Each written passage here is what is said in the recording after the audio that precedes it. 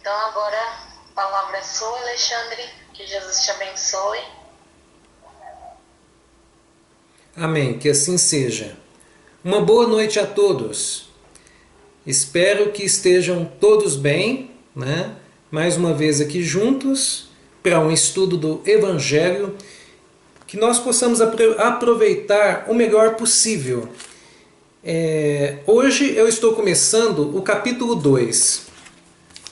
Meu reino não é deste mundo. É um capítulo muito interessante que vem nos falar um pouquinho, nos chamar a atenção para o Cristo. Quem é o Cristo? Por que que ele vem dizer, sim, que é rei, mas que o reino dele não é deste mundo? A espiritualidade, ela não é fácil de nós podermos compreendê-la. E por que não é? Porque a gente observa as crianças quando elas são pequenas. Nós observamos que elas não têm noção de nada. Elas acham que tudo é fantasia, né? Que tudo é as mil maravilhas, pelo menos as que nós vemos brincando, que têm os seus brinquedos, que estão em boas condições, têm as suas roupinhas, os pais ali conseguem lhe dar uma vida adequada. Então a gente vê ali que elas somente brincam, não têm preocupações. Mas nós podemos observar também que são muitas das vezes egoístas, né? Com os seus brinquedos, por exemplo. E também do nada começam a brigar uns com os outros. Nós vemos ciumeiras, entre tantas outras coisas que as crianças arrumam, né? E às vezes a gente dá até graça, acha até graça. Por que fazem isso, né? Mas a gente sempre usa aquelas palavras, são crianças. Não é o que a gente sempre usa? Então, e nos tempos atuais, então a gente vê as pessoas dizendo assim: nossa, mas o mundo está tão triste, eu perdi as esperanças no mundo, as pessoas são tão más, fazem coisas mesquinhas, são tão egoístas, tão orgulhosas, tão vaidosas, né? Parece que elas não percebem que ninguém ali, pelo menos o corpo físico, passa do túmulo, que todo corpo vai para o mesmo lugar, né?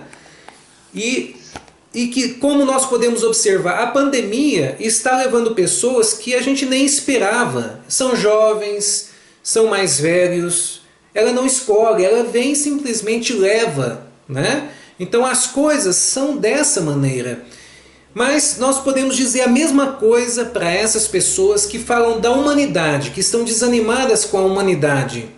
Somos crianças. É por isso que muitas vezes fazemos coisa que dá a impressão que não tem nexo. Por que faz isso, gente? Por que aquelas pessoas que aparentemente estão em uma boa família fazem o mal? Muitas vezes é justificado, entre aspas, quando pessoas que estão em locais tristes, periferias, às vezes de roubar, de prejudicar o outro. Porque nasceram passando dificuldades. É natural que tenha uma certa rebeldia perante a sociedade. Mas por que isso também acontece com pessoas que muitas vezes nascem em uma boa família, nascem com boas condições, e de repente então vira a cabeça e acaba fazendo coisas que não esperávamos? Por que isso acontece?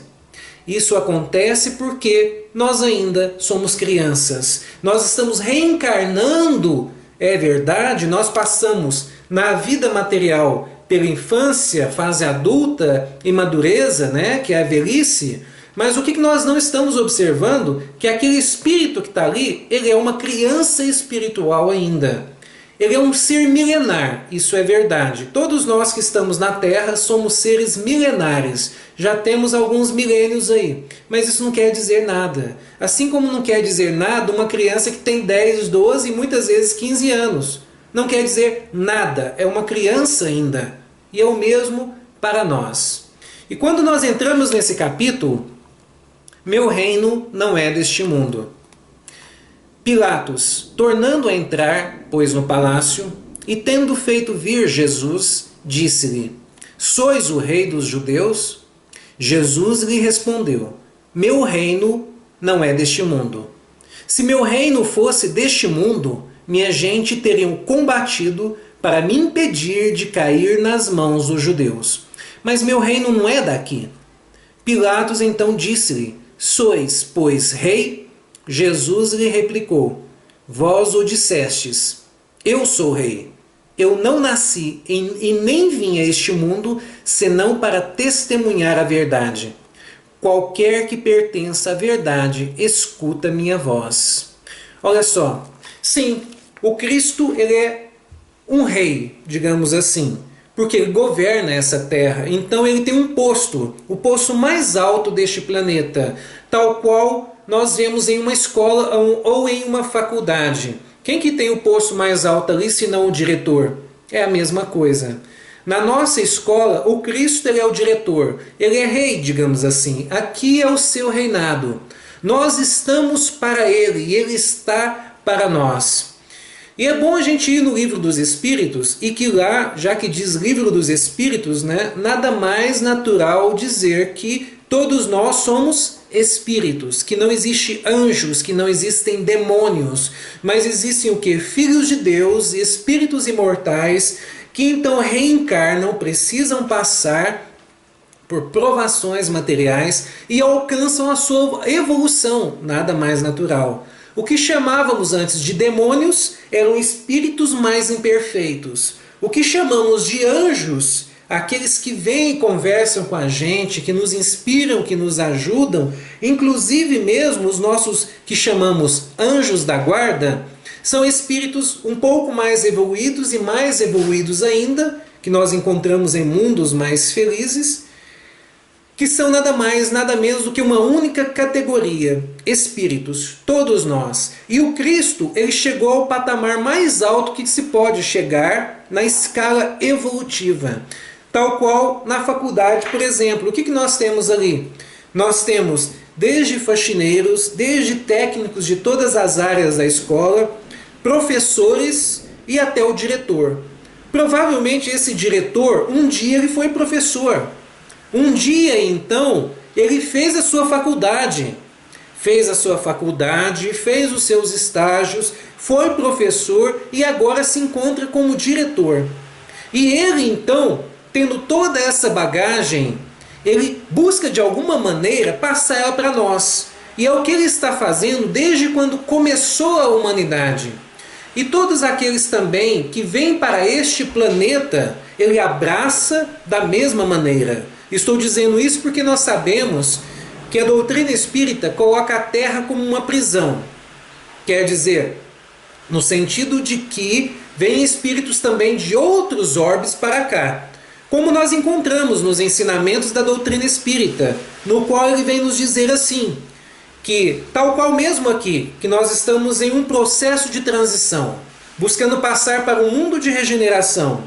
Mas para aqueles que não entendem essa passagem, não estão buscando cooperar, não estão buscando seguir então os ensinamentos evangélicos, os ensinamentos do Cristo, pode ser que estes sejam convidados a se retirar da Terra e ir para um planeta inferior. Foi o que aconteceu com os de Capela. Então quer dizer, entre aspas, todo planeta um pouco mais inferior, ele se torna uma prisão de um planeta superior.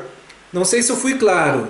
Por exemplo, se formos ver lá nos exilados de Capela, ele vai nos dizer que os exilados, que os que vieram de Capela eram bem mais evoluídos, estavam num planeta bem mais evoluído e eram bem mais inteligentes do que nós, do que quem segue em um mundo que saiu do mundo primitivo e está em um mundo de provas e expiações. Então o nosso planeta se tornou uma prisão para eles.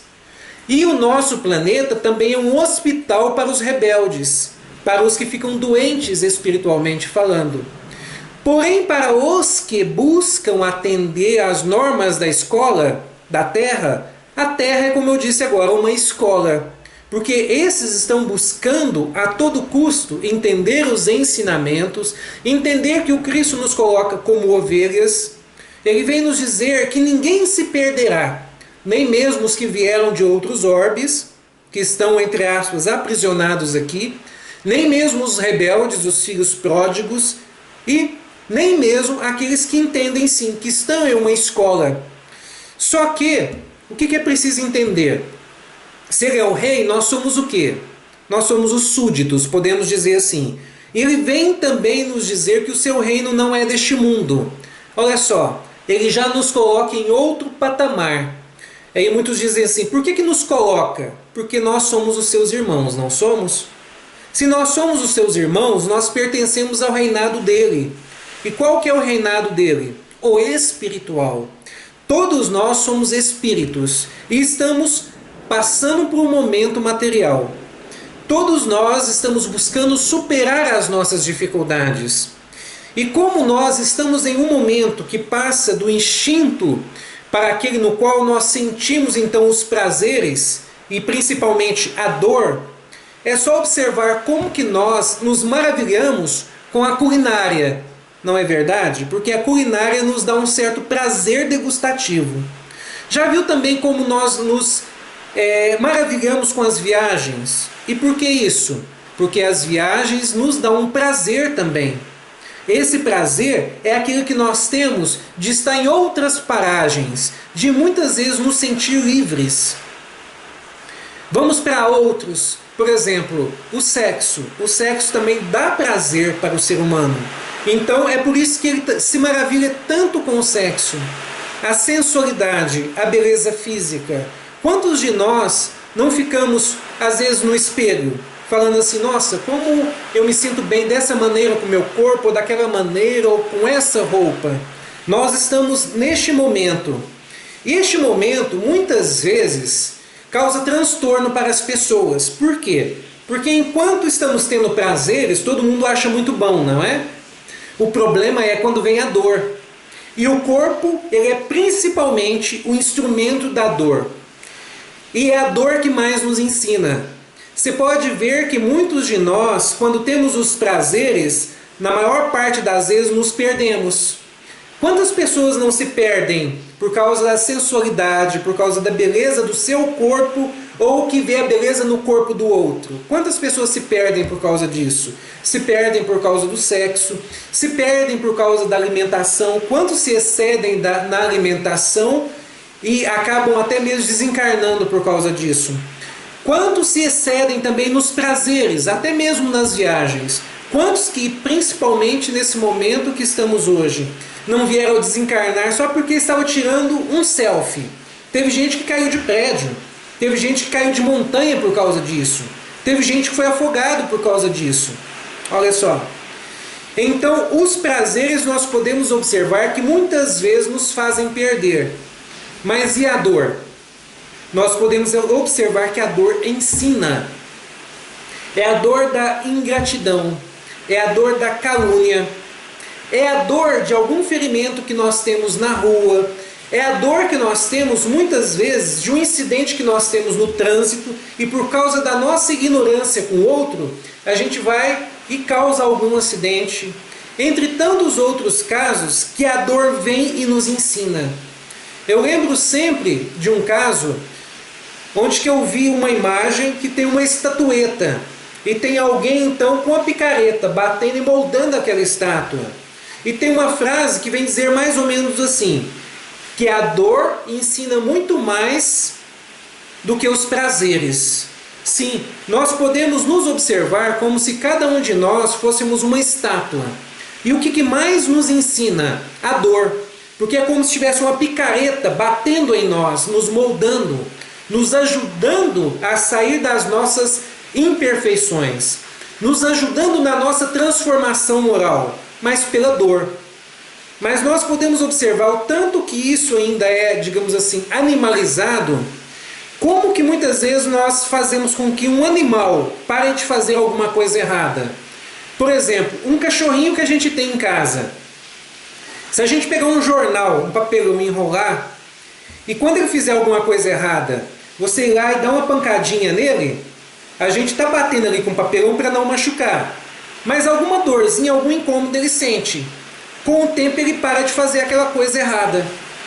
Podemos observar que antigamente também, quando, por exemplo, os filhos faziam alguma coisa de errado, os pais batiam, pode ter certeza de uma coisa, os filhos de antigamente não cometiam aquele erro de novo, ou pelo menos evitavam cometê-lo. Está vendo tanto que a dor ensina? E é por isso que nós, em um mundo de expiações, nós precisamos passar mais pela dor e, consequentemente, é aí que a gente vai entendendo a verdadeira prática. do amor, mas primeiro tem que ser a dor. Todo mundo evolui primeiro pela dor. Mas o Cristo vem nos dizer, vamos voltar lá, meu reino não é deste mundo. Todos nós participamos desse reino, só que ainda inconscientes. Nós podemos ver que o mundo caminha ainda como está, porque nós ainda não temos consciência da espiritualidade. Nós temos alguns sonhos, nós temos algumas visões, alguns calafrios, alguns pressentimentos, mas nós ainda não conseguimos sentir ela como deveríamos sentir. Por quê? Pelo fato ainda de nós ainda sermos pequenos, pelo fato ainda de sermos a infância da humanidade. Por isso que é tão difícil. Mas aí então o corpo. É interessante quando a gente vai aprofundando os estudos. Eu comecei a estudar as revistas espíritas. E lá então tem coisas que nos trazem que vão além do Pentateuco, que vão além do Livro dos Espíritos. E são coisas assim tão lógicas. Essa, por exemplo, do corpo, que o corpo é o instrumento da dor, se encontra também no Livro dos Espíritos, mas de uma maneira mais clara lá nas revistas espíritas. Vem nos dizer que o corpo ele é um veículo no qual ele nos transmite tudo que vem do meio físico. É a partir dele que nós sentimos tudo. E também é a partir dele que, a partir do momento que ele está interligado perispírito e espírito, que nós sentimos desde o que? Os instintos, os prazeres e também o que? Nós sentimos também os sentimentos, que nós estamos começando a entrar nele.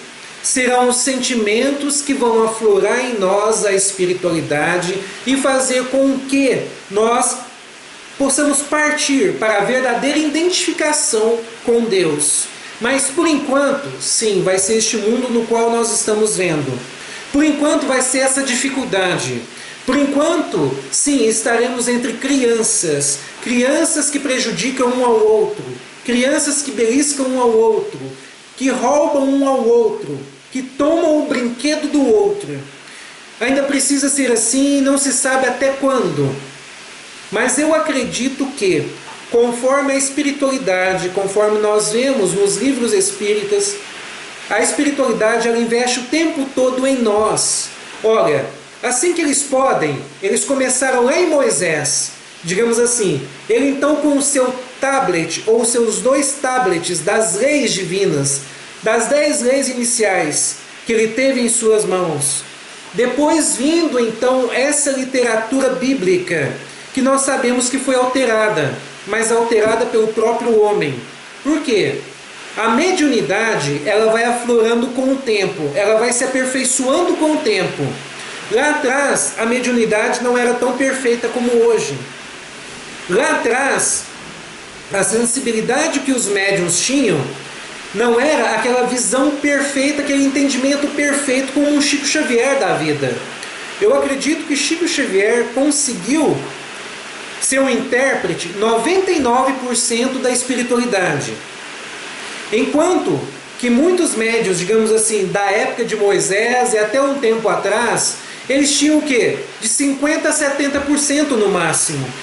E ainda nós tínhamos o problema de que reis e rainhas interferiam nos livros. E aí é por isso que nos tempos atuais nós não temos assim literaturas que falam perfeitamente da imortalidade da vida, do mundo espiritual, da reencarnação.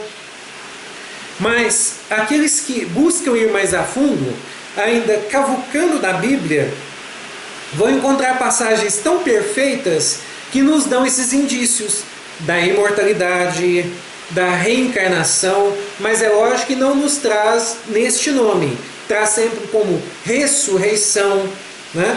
Olha só, aquele caso, por exemplo, que não tem como não entender dessa maneira, com esse termo que nós reconhecemos hoje como reencarnação. Vamos observar aquela passagem na qual um anjo chega a Zacarias e fala assim que eles terão um filho, ele e Isabel, mas que esse filho terá, ele está falando agora do corpo. Olha, é como se ele dissesse assim: este corpo terá espírito e poder de Elias. Olha só, está muito claro, está nos dizendo que Eli vai reencarnar naquele corpo um espírito do passado que esteve antes Elias e agora estará ali como João Batista. Então todos nós temos nos momentos atuais todos os recursos para seguir em frente, para acreditar na espiritualidade, para acreditar nesse ponto de vista da vida futura, para crer no Cristo, devido a tudo que nós sabemos dele, devido a tudo que nós vemos lá, Caminho da Luz, Mundo Maior, Boa Nova, os livros que nós encontramos de Chico Xavier, no Evangelho de Mateus, Lucas, Marcos e João, tudo ali que nós vemos, e também nos que eles conseguiram passar para filme, não tem como não ver no Cristo um Espírito Divino. Não tem como não ver no Cristo um governador, um Espírito crístico, angélico, que está por todos nós. E foi por isso que eu separei essa leitura, para nós podermos entender isso um pouquinho mais. Do livro Caminho, Verdade e Vida. Que temos com o Cristo? Que temos contigo, Jesus Nazareno? Vieste destruir-nos? Bem sei quem és, o Santo de Deus. Grande erro supor que o Divino Mestre houvesse terminado o serviço ativo no Calvário. Jesus continua caminhando em todas as direções do mundo. Seu Evangelho Redentor vai triunfando palmo a palmo no terreno dos corações. Semelhante circunstância deve ser lembrada, porque também os espíritos maléficos tentam repelir o Senhor diariamente.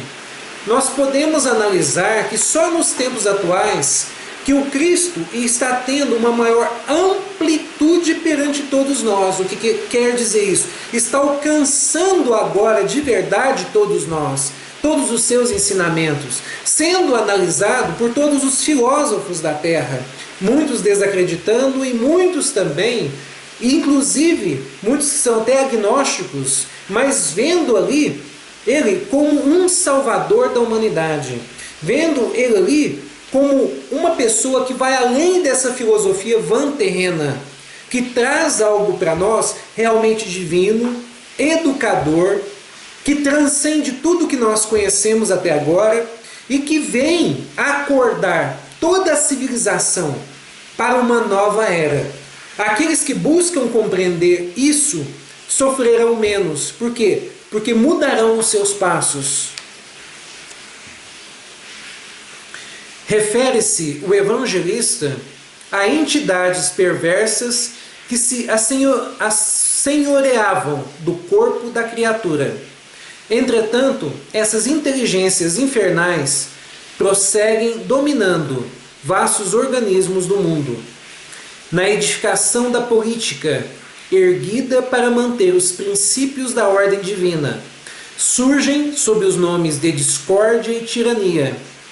No comércio, formado para estabelecer a fraternidade, aparecem com os apelidos de ambição e egoísmo. Nas religiões e nas ciências, organizações sagradas do progresso universal acodem pelas denominações de orgulho, vaidade, dogmatismo e intolerância sectária. Olha aqui está falando da ignorância humana até os momentos atuais. É assim que nós estamos. É assim que a nossa vaidade, orgulho e egoísmo e as nossas paixões desenfreadas estão dominando o mundo. Mas isso tende a passar. Com o tempo, como nós observamos lá atrás, antes bárbaros, agora, porém, um pouco mais civilizados, a tendência é o quê? Sim, nós encontrarmos, então, dentro de nós mesmos, essas imperfeições e começar a domá-las.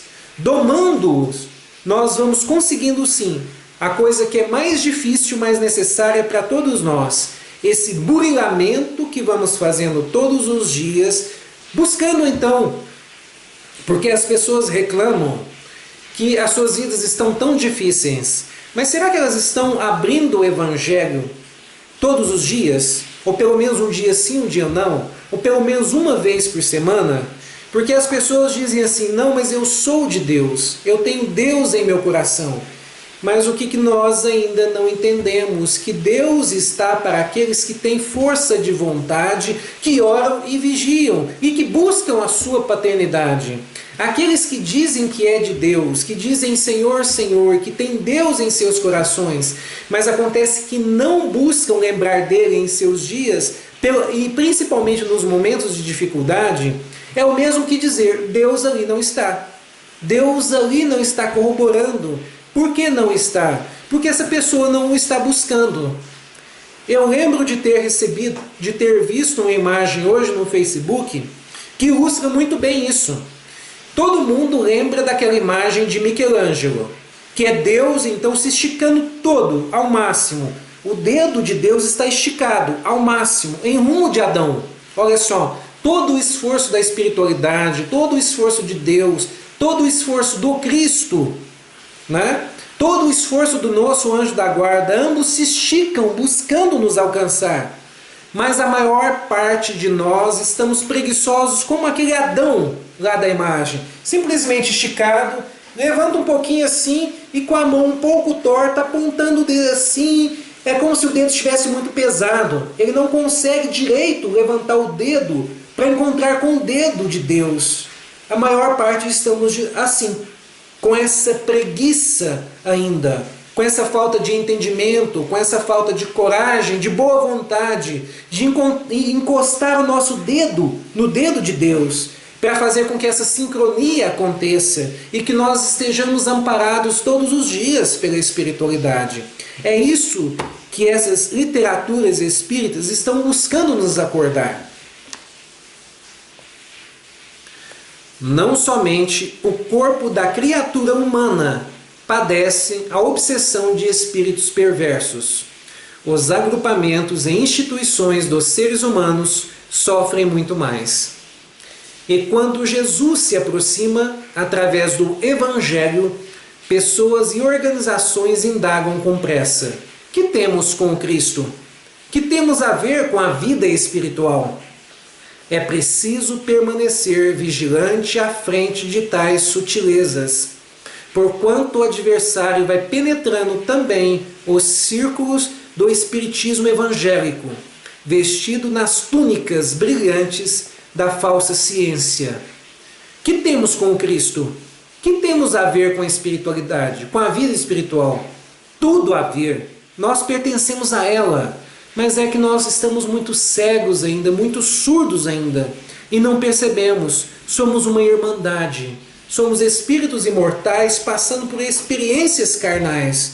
E está fácil de sentir isso, desde que nos esforcemos, desde que aceitemos as nossas sinas de filhos de Deus, mas que precisam passar por provações. E ao invés de sair correndo ao Pai e pedir assim, dá a minha parte da herança, que ao invés de exigir que peguemos no cabo da enxada ou no cabo da ferramenta no qual nós precisamos para trabalhar, e vamos sim, então, nos lapidar, buscar a nossa estrada evolutiva, buscar o nosso semelhante, buscar fazer alguma coisa para que a humanidade realmente seja uma irmandade. Espero que eu não tenha esticado muito. Eu acho que eu estiquei. Me perdoem pela demora, mas eu gostaria de agradecer aqui mais uma vez a oportunidade de nós estarmos juntos e agradecer também mais uma vez a oportunidade de fazer esse estudo. Gostaria de deixar aqui um abraço para todos.